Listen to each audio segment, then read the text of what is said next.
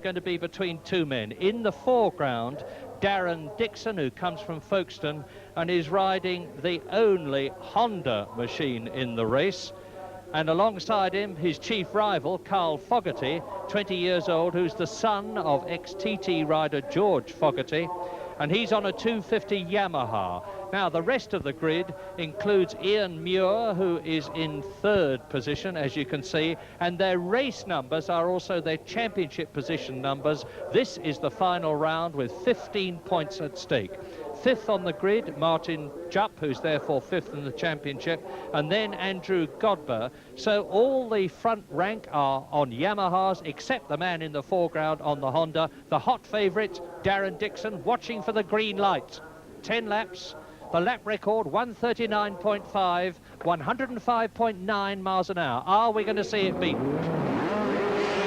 A beautiful start by Dixon, and Dixon and Fogarty go alongside each other down the finishing straight into the first right-hander at Copse. The two championship men are at the front. Fogarty leads on the Yamaha. Dixon in second place. The rest streaming round the right-hander at Copse behind them as they go from there into Maggots, the left-hander. From Maggots up to Beckett's, which is the tight right-hander, which you can see at the top of your screens that they're approaching now. That's a second gear corner at about 60 miles an hour. Fogarty leads. In second position, it's Dixon, and the rest in line behind them. And George Fogarty, only 20 years old, he's an ex-motocross rider, an apprentice mechanic, the man who's just made his debut in the Manx Grand Prix. And look at him, all over the circuit as they come down Hanger Straight into the right-hander at Stowe, and that's about a 90-mile-an-hour corner, even on these 250cc machines, which a good one will put. And there's an off there, and I'm just checking, it looks a bit like Darren Dixon to me. Can't see who it is, can't identify the number, but let's see. It's not Dixon, because Dixon's in second place. Somebody else has come off, and in the background at Club, the right-hander, and that's what those straw bales are there for, to protect the riders from the solid steel Armco, which is girdling the course in car racing. And because that is so dangerous for bikes, the ACU and the circuit have jointly have put into position the straw bales which you see, and with one lap completed, it's Darren Dixon, the championship leader, in the lead from George Fogarty. There they are, round the right-hander at Copse. And let's look again at what happened as they came out of Stowe Corner. Well, whoever it is lost the bike there, rolled into the straw bales. His bike and the rider displaced a lot of straw bales. I'm waiting to see if there's any movement there from the rider, but meantime, Fogarty, number 2, on the second lap out of 10, is what, 6 or 7 machine lengths behind the only Honda. That's a 1985 twin-cylinder water-cooled RS Honda, the same make of machine as world champion Freddie Spencer rides, but a very different bit of machinery. Fogarty on the Yamaha, and the man who's off there was Chris Sykes from Brinklow on the 250 Yamaha, his machine being wheeled away as the leaders are now round Club. On the way round Club now as they exit Stowe, on their way up to Abbey, and they're on the fastest part of the course now. They will be approaching 145 miles an hour, maybe even up to 150, as they come down to Woodcote, where the chicane is for Formula One car racing, but no chicane for the motorcycles. And I've got to watch running to see how they're going in comparison with the lap record of 1 minute 39.5 in the 1:25 race won by Robin Milton with Gary Buckle second and Tim Salverson third. We had a near 100-mile-an-hour lap record. 1:40.9 is Darren Dixon's lap time for the first flying lap. That's lap 2. 8 laps to go, including the one that they're on now, and that is outside the lap record. 1:40.9 is 104.4 miles an hour, and that's about 1.5 miles an hour slower than the lap record. Fogarty then in second position. Darren Dixon, if he stays where he is most definitely the champion. Fogarty, that we're looking at there, has won twice this year in the series. It's a 9-race series, this Marlborough Dunlop Express Clubman Championship Series, for very much the stars of tomorrow. And the leader, Darren Dixon, has won twice with a second place and a third place. And Carl Fogarty's also won twice, but hasn't been as consistent as the championship leader, Club Corner. And they take that at some 90 miles an hour, heeling the bike right over with the footrest almost touching the tarmac, and the right knees, if they come out of the fairings, doing the same thing. Now into Abbey. This is lap 3. Darren Dixon in blue leading Fogarty, basically a red rider and bike colour scheme. Numbers 1 and 2, and behind them you see, dropping back all the time, the battle for third position. And 1:39.6 is my unofficial timing. In third position now, it's Stuart Mellon, who did so well last year. 250 and 350 Clubman's champion last year, Mellon. And this year he's won 20 races in all, but not in this vital Clubman series. There's the lead, there's the battle. And the good news is, and this is official, that of the 3 riders that we have seen come off at various places around the course, none of them are badly hurt. Now tuck themselves down behind the fairing, they being Dixon and Fogarty. Now, soon as they come into the right-hander at Stowe, you look back and you see the midfield men going through the right-hander at Maggots and Beckett's, the left-hander at Maggots, the right-hander at Beckett's. Now they're down the hanger straight into Stowe, and unofficially, I reckon that the leader, Darren Dixon, is lapping very, very close indeed to Martin Rice's 105.9 miles an hour lap record. That's 1:39.5. And there's the reason. Right behind him, Carl Fogarty is pushing the championship leader very hard indeed. But if they stay where they are, they're just going to consolidate their first and second places. So it's Woodcote again. To complete another lap, the leaders, 1:39.3, and if that is, I reckon there's a new lap record. The new lap record by Darren Dixon as Fogarty takes the lead, and if my timing is correct, 1:39.3, 106.12 miles an hour. Now the battle is well and truly joined on the half-distance lap, lap 5 out of 10, and Dixon retakes the lead. Champion, if he scores anything, he loses it again immediately to Carl Fogarty, who's very clearly got the taste for the lead and almost physically wills his machine on. Pushes the handlebars, and Dixon, with a very, very fast exit from the left-hander at Chapel, goes into the lead, only for Fogarty to retake it again. And these two, Dixon going through on the inside, absolutely on the adhesion limit, and Fogarty, what a beautiful bit of riding, just flicked the machine through on the inside there. Dixon probably thought he'd left no room at all for the Blackbird rider Carl Fogarty to get through. How wrong he was, and Fogarty's not only got through, but he's put about 4 machines lengths between himself and Dixon, or had.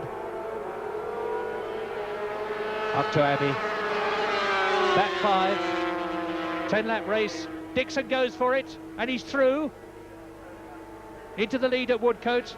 Now, I said that 1:39.3 was the previous lap time. Let's see what this one is. It's Fogarty over the line. It's a bit slower, actually. Now, that is interesting and not surprising, actually, because these two, as I've said many times in the past, are getting in each other's way. Neither of them are able to go as quickly as they could if they got a clear circuit in front of them, because one of them is always being denied the perfect racing line by the other. And if they're chopping and changing positions the way they are, it inevitably means that their lap times come down. But my goodness, the racing interest is maintained. Carl Fogarty, number 2, Darren Dixon, number 1. Yamaha, Fogarty, Honda, Dixon. They're on slick racing tyres, of course. The circuit is warm and dry. The compound is soft and sticky. The adhesion is good. The racing is great. And Fogarty leads. Dixon second. Behind them in third position, it's still Stuart Mellon, the double champion and production of 1984. In fourth place, it's Dave Butler on the Yamaha. In fifth position, it's Paul Williams. In sixth place, it's John Schluter from Weybridge. And here they come. Here are the leaders coming up to complete lap 6. 4 laps to go at the end of this one. Fogarty leads.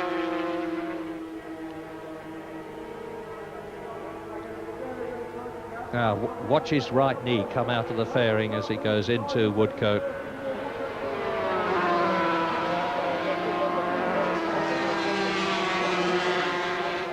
Fogarty leads over the line into lap 7, down to Cox. There is now an enormous gap between Fogarty and Dixon, the length of the finishing straight, but there are 4th, 5th and 6th.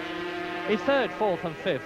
In third position, it's Stuart Mellon. There he goes into Cox. Right behind him is Dave Butler. Dave Butler's the man in the middle. In 5th position, it's Paul Williams from Barclay. 3 Yamahas. So a terrific scrap for first. There it is. And Fogarty's got it, and Dixon is trying to ride round the outside of him and get the inside line as they go to the left-hander. But Fogarty denies it. He slams the door in his face on lap 7.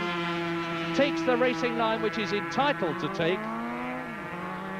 And Dixon has to drop back. Now Dixon will try and go through on the inside. This is where Fogarty took Dixon on the previous lap. But Fogarty's there on the inside. You can't get closer to the white line than he was there. Right on the, almost riding on the side walls of their tyres. And look at this for third. 26 is 23-year-old Stuart Mellon from Chatham.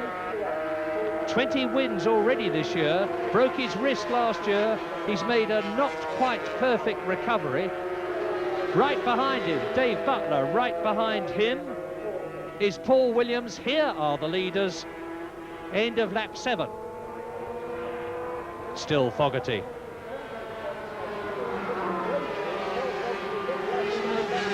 Over the starting grid, over the finish line, lap time 1:39.46. That too is inside the previous lap record, but not as fast by 1/10 of a second as I had them unofficially earlier on.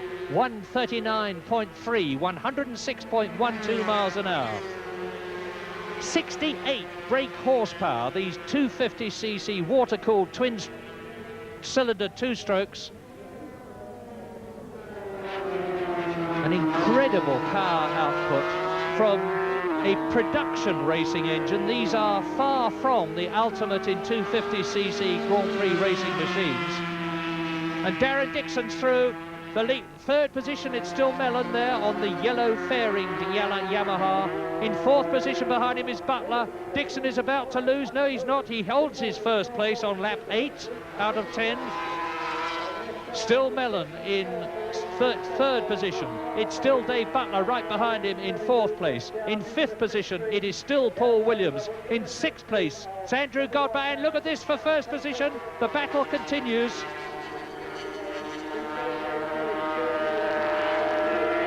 Fogarty on the left, Dixon on the right. Both looking for the line, and Dixon's got it.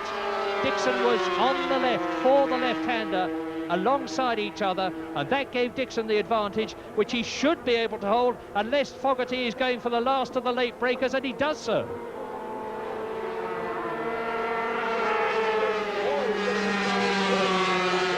And the time for that lap, 1:39.6. They are lapping at or about to within 1/10 of a second lap record speed. This is the third position battle, equally exciting, with Stuart Mellon on the yellow fairing position by third.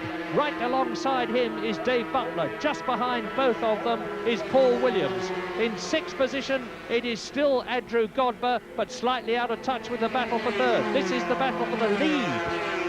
and it is at the right-hander at Beckett's, the slowest corner on the circuit, some 60 miles an hour. That's the slowest. Now they build up from second gear to third gear, from third to fourth, to 120 miles an hour at the top of the Hangar Straight, to 140 miles an hour. There is Stuart Mellon, still third on the left. There is Dave Butler behind him, and in fifth position, just within sight of them, Paul Williams. This is the leader, Fogarty. He's on his 9th lap. Dixon ahead now. Dixon ahead. And it should be an absolutely searing 10th and last lap, which they will be starting soon.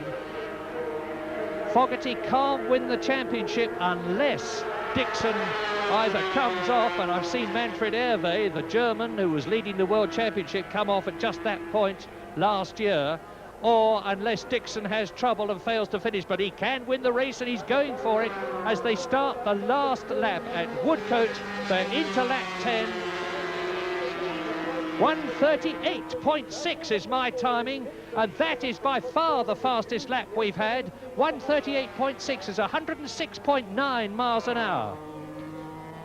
The speed is really building up. If they've got anything left in reserve, now is the time to throw it into the breach. Mellon is still in third position. Right behind him is Dave Butler. Still in fifth place and close to Butler is Paul Williams. Still in sixth position is Andrew Godber.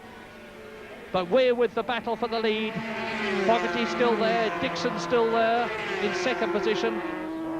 Now they're coming down the Hangar Straight, building up to 150 miles an hour as they go with their 6-speed gearboxes from 6th to 5th going into Stowe Corner. Dixon is there. Now, has Dixon had something in reserve all the time? You see his left foot wagging there as he changes gear with it.